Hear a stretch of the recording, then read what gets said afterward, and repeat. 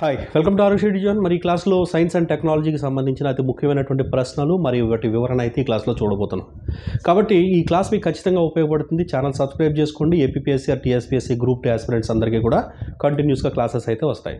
అదేవిధంగా science and technology, economy, current affair, economy, polity ఈ మూడు విషయాల్లో కరెంట్ పాయింట్స్ ఆఫ్ వ్యూలో ప్రిపేర్ కాకపోతే అభ్యర్థులు ఎట్టి పరిస్థితుల్లో క్వాలిఫై కాలేరు. 70% ఆ పాయింట్ ఆఫ్ వ్యూలో ప్రిపేర్ అవ్వాలి. దానికి సంబంధించినటువంటి ఒక ప్రత్యేక కోర్స్ ఆరుషి డిజైన్ డిజైన్ చేసింది. క్లాసులు, మెటీరియల్, అదేవిధంగా టెస్ట్లు అనేటువంటివి కరెంట్ పాయింట్ ఆఫ్ వ్యూలో వస్తాయి. ఈ కంప్లీట్ కోర్స్ వాల్యూ అనేటువంటిది కేవలం 250 రూపీస్ ఉంటుంది. ఆరుషి డిజైన్ యాప్ని డిస్క్రిప్షన్లో ఇచ్చినటువంటి లింక్ ద్వారా అయితే డౌన్లోడ్ చేసుకోండి. ఆ కోర్స్ తీసుకోవడానికి ట్రై చేయండి. స్టేట్లోనే ద బెస్ట్ ఫ్యాకల్టీస్తో క్లాసెస్ ఆరు మనకి ఏపీఎస్సీ గ్రూప్ 2కి సంబంధించి కానీ టీఎస్పీఎస్సీ గ్రూప్ 2కి సంబంధించి కానీ కేవలం 500 రూపీస్కి ఆరుషి డిజైన్ యాప్ మాత్రమే ఇస్తుంది. కాబట్టి డిస్క్రిప్షన్లో లింక్ ద్వారా మన యాప్ని డౌన్లోడ్ చేసుకోండి. సో మరి ఈరోజు క్లాస్ కనుక చూసినట్లయితే సైన్స్ అండ్ టెక్నాలజీకి సంబంధించినటువంటి ప్రశ్నలు, అతి ముఖ్యమైనటువంటి ప్రశ్నలు మనం ఇక్కడ చూస్తున్నామండి. సైన్స్. సో మరి ఇక్కడ ఫస్ట్ క్వశ్చన్ కనుక చూసినట్లయితే సైన్స్ అండ్ టెక్నాలజీకి సంబంధించినటువంటి జనవరి నెల సైన్స్ అండ్ టెక్నాలజీలో ముఖ్యమైనటువంటి ప్రశ్నలు కొన్ని ప్రశ్నలు మనం ఇక్కడ డిస్కస్ చేయబోతున్నాం. కంప్లీట్ కోర్స్ మీకు డిస్క్రిప్షన్లో అయితే ఉంది, డౌన్లోడ్ చేసుకోండి. ఖచ్చితంగా మీకు చాలా బాగా ఉపయోగపడుతుంది. సో మరి ఇక్కడ చూసినట్లయితే మీకు అతిపెద్ద సర్వే నౌక అయినటువంటి ఐఎన్ఎస్ సందాయక్, అతిపెద్ద సౌర నౌక అయినటువంటి ఐఎన్ఎస్ సందాయక్కి సంబంధించి ఇక్కడ మనకు 3 స్టేట్మెంట్స్ ఇచ్చారు. ఈ 3 స్టేట్మెంట్స్లో సరైనటువంటి స్టేట్మెంట్ ఏమిటి అనేటువంటిది క్వశ్చన్ అనమాట. సో మరి ఇక్కడ చూసినట్లయితే కోల్కతాలో మనకు garden reach ship builders and engineers అంటే GRSE అనేటువంటి సంస్థ దీన్ని నిర్మించింది. First option. రెండో ఆప్షన్ చూసుకుంటే దీన్ని 2021 డిసెంబర్ 5న దీనిని జల ప్రవేశం చేయించారు. రెండోది. మూడవది నౌకాదళ దినోత్సవాన్ని పురస్కరించుకొని డిసెంబర్ 4న దీన్ని మరి నేవీకి అందజేయబోతున్నాము అని GRSE సంస్థ తెలిపింది అని 3 స్టేట్మెంట్స్ ఇచ్చారు. అవుట్ ఆఫ్ దిస్ 3 స్టేట్మెంట్స్ మీరు ఏది సరైనదని అనుకుంటున్నారు అని చూసుకున్నట్లయితే ఇక్కడ ఇచ్చినటువంటి స్టేట్మెంట్స్లో 3 కూడా సరైనవి. Option 4 is right answer. అంటే కోల్కతాలో GRSE సంస్థ దీన్ని నిర్మించడము, దీన్ని డిసెంబర్ 4 మనకు నేవీకి ప్రజెంట్ చేయబోవడము, అదేవిధంగా డిసెంబర్ 21 2021 మనకి డిసెంబర్ 5, 2021 దీన్ని జలప్రవేశం చేయించడము అన్నీ కరెక్టే. బట్ వీటిని త్వరలో మనకి డిసెంబర్లో దీనికి నేవీకి అందజేశారు 2023లో. కాబట్టి కరెక్ట్ ఆప్షన్ అనమాట, అన్నీ కూడా సరైనవే. సో మరి మరొక ముఖ్యమైనటువంటి క్వశ్చన్ చూద్దామండి.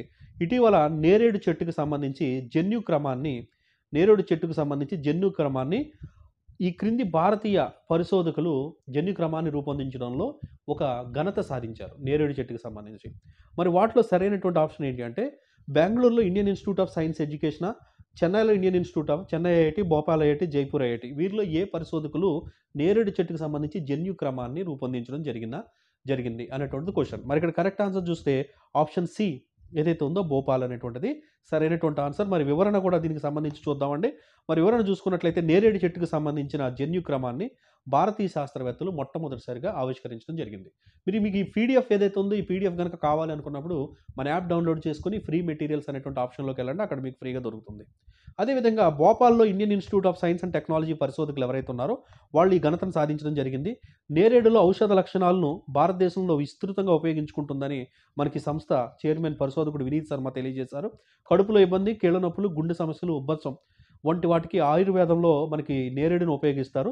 దీనికి సంబంధించిన జన్యు క్రమాన్ని మనకు పరిశోధించినటువంటి ఘనత మనకు ఇండియాలో సంబంధించి భోపాల్ ఐఐటికి ఈ ఘనత అనేటువంటిది రావడం జరిగింది, గుర్తుపెట్టుకోండి.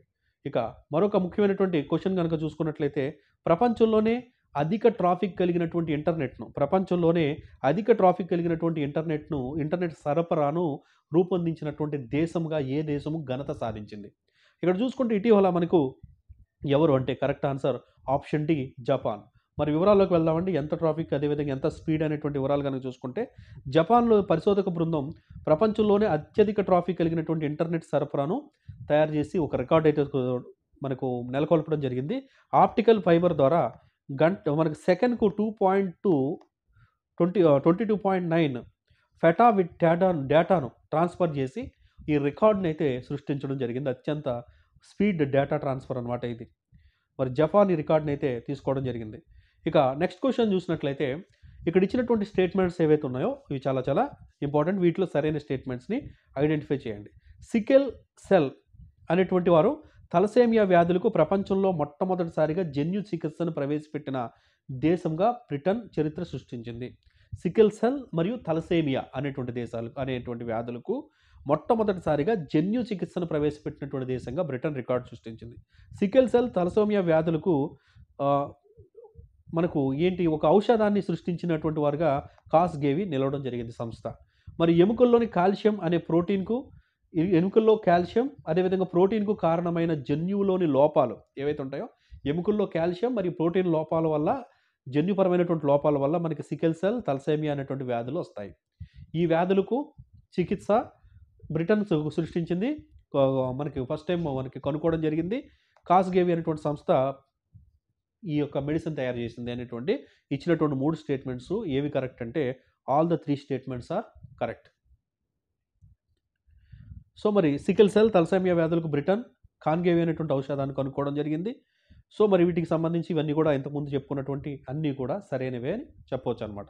సో మరి నెక్స్ట్ క్వశ్చన్ చూసినట్లయితే ప్రపంచంలోనే అతి ఫాస్ట్గా ప్రయాణికులను త్వరగా తీసుకెళ్లేటువంటి విమానంగా పేరు పొందినటువంటి విమానం మనకి కంకార్డ్ విమానం.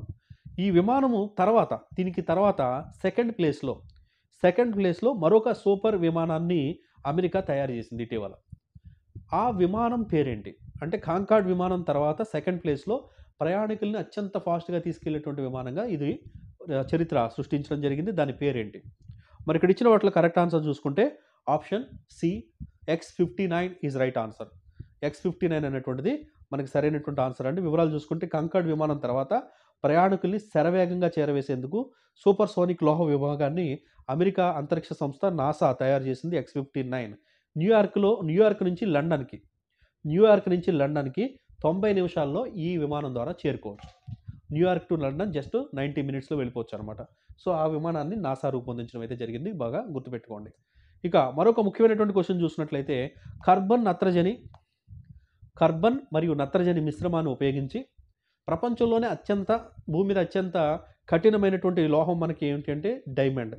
సో డైమండ్ కంటే అత్యంత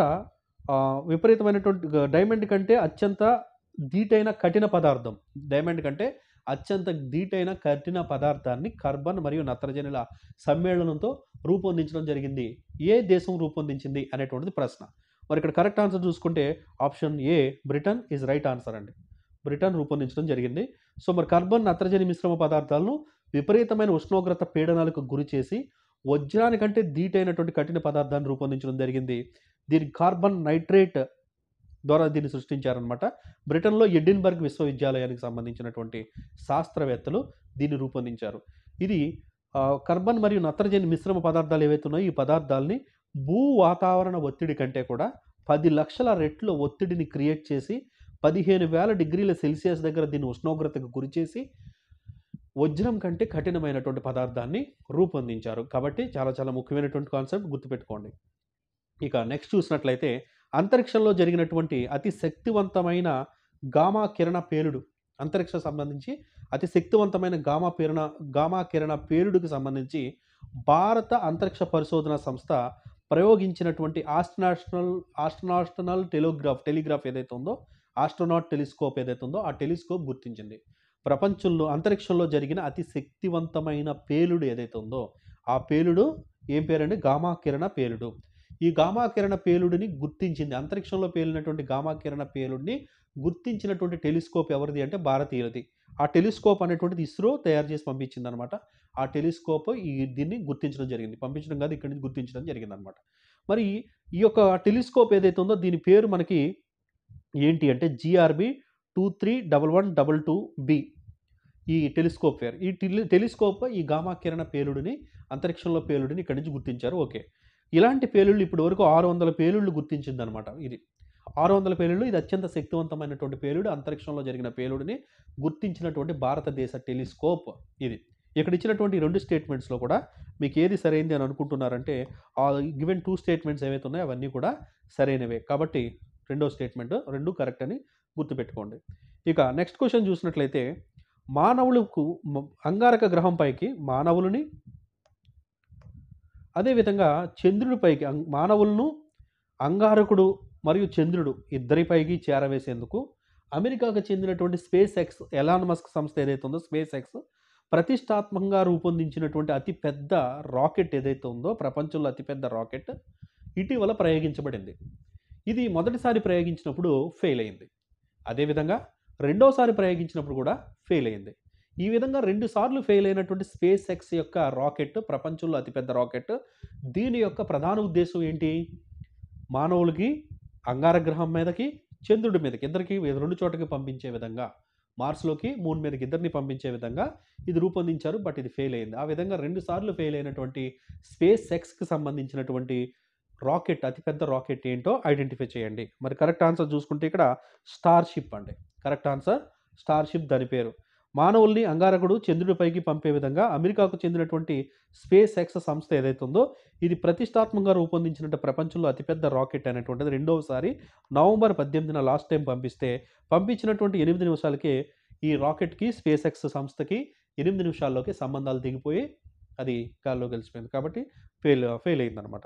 ఇక మరొక ముఖ్యమైనటువంటి క్వశ్చన్ చూసుకున్నట్లయితే ఇటీవల ఏ దేశము తొలి సైనిక గూఢాచార ఉపగ్రహాన్ని ప్రయోగించింది? ఇటీవల ఏ దేశము తొలి సైనిక గూఢాచార ఉపగ్రహాన్ని ప్రయోగించింది? మరి ఇక్కడ ఇచ్చినటువంటి ఆప్షన్లో కరెక్ట్ ఆన్సర్ చూసుకుంటే ఆప్షన్ డి కిమ్ మావా మనకి దక్షిణ కొరియా. మరి ఇది కరెక్ట్ ఆన్సర్. మరి వివరాల్లోకి వెళ్ళినట్లయితే దక్షిణ కొరియా తన ప్రథమ సైనిక గూఢాచార ఉపగ్రహాన్ని కక్షలోకి ప్రవేశపెట్టడం జరిగింది. సో మరి ఇది పూర్తి స్వదేశీ పరిజ్ఞానంతో 425 ప్రాజెక్ట్ EOIR నిఘా ఉపగ్రహాన్ని డిసెంబర్ 1న అమెరికాలో కాలిఫోర్నియా వాండెస్బర్గ్లో ఉన్న అంతరిక్ష స్థావరం నుంచి ఎలాన్ మస్క్ స్పేస్ కంపెనీ రూపొందించినటువంటి ఫాల్కన్ రాకెట్ ద్వారా ఆ రాకెట్ అంటే ఎలాన్ మస్క్ రూపొందించినటువంటి స్పేస్ ఎక్స్కి సంబంధించినటువంటి ఫాల్కన్ 9 అనేటువంటి రాకెట్ను ఉపయోగించుకొని ఈ యొక్క ఉపగ్రహాన్ని మన కిమ్ దేశం సౌత్ కొరియాలో దీన్ని ప్రయోగించడం జరిగిందనమాట. ఇక నెక్స్ట్ చూసినట్లయితే సౌర రేణువులను పరిశీలించడానికి మనం ఆదిత్య L1 అనేటువంటి ఆదిత్య L1 మనం లాంచ్ చేయడం జరిగింది భారతదేశం. అయితే ఈ సౌర రేణువులను పరిశీలించడానికి ఆదిత్య L1ను ఎప్పుడు లాంచ్ చేశాము అనేటువంటిది ప్రశ్న. మరి చూసుకుంటే ఇక్కడ ఇచ్చినటువంటి వాటిలో సెప్టెంబర్ 2, 2023న మనం లాంచ్ చేయడం జరిగింది. మరి వివరాలు కనుక చూసుకుంటే సూర్యుడిపైన అధ్యయనం కోసం 2023 సెప్టెంబర్ 2న ఆదిత్య L1ను మనం ప్రయోగించడం జరిగింది. తన ప్రయాణంలో దాదాపుగా చివరి దశలో ఉంది ప్రస్తుతం. సో మరి ఇవి ముఖ్యమైనటువంటి క్వశ్చన్స్. మరి ఈ క్వశ్చన్స్తో పాటు మరి కరెంట్ ఎకానమీకి సంబంధించిన క్వశ్చన్స్ అన్నీ వస్తాయి. అదేవిధంగా ద బెస్ట్ క్లాసెస్ అండి మనకి గ్రూప్ 2కి సంబంధించి ఇంత బెస్ట్ క్లాసెస్ మనం కేవలం 500కి ది బెస్ట్ ఫ్యాకల్టీస్తో ఇస్తున్నాం. ఫ్యాకల్టీస్ ఎవరో తెలుసుకోండి ఫస్ట్, క్లాసెస్ చూడండి, అప్పుడు తీసుకోండి. 250కే కరెంట్ మొత్తం economy, polity, science and technology మేమే ఇస్తాం. ఇది కోర్స్ ఉంది. 200కి టెస్ట్ సిరీస్. సో ఈ 3 కోర్సెస్ కూడా ఏపీపీఎస్సీ ఆర్ టీఎస్పీఎస్సీకి ద బెస్ట్ కోర్సెస్ అనుకోవచ్చు. డిస్క్రిప్షన్లో ఉన్నటువంటి లింక్ ద్వారా యాప్ డౌన్లోడ్ చేసుకుని డెమోస్ చూశాక మాత్రమే తీసుకోండి. ఓకేనా? Thank you. మరి ఛానల్ సబ్స్క్రైబ్ చేసుకోండి. Thank you.